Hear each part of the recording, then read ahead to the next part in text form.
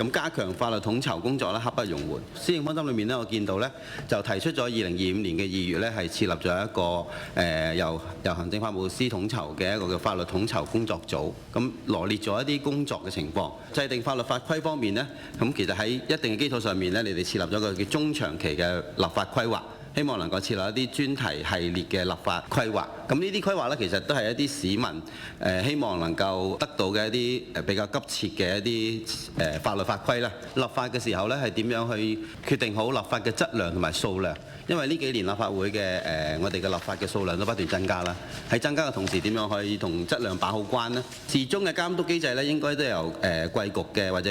有關嘅人員去進行監督啦。咁但係回頭看機制呢，我覺得除咗由內部嘅人去進行一啲事後嘅評比之外呢，會唔會交俾第三方做一啲更加客觀嘅審視，就寫出一啲報告出嚟俾市民去了解呢？喺呢啲立法項目嘅定過程當中呢，有時係比較缺少一個全局性嘅一個鋪排，反而更加多係由自己部門嘅工作層面去考慮。我哋希望呢，透過統籌呢，喺立法規劃方面可以做得好啲。立法質量同埋數量呢，我哋希望喺呢方面都要把好關呢。有時唔係一個單純追求一個數量嘅問題，質量都好緊要嘅。第三方嘅介入，我哋覺得有條件嘅，同埋可以係喺度作用嘅。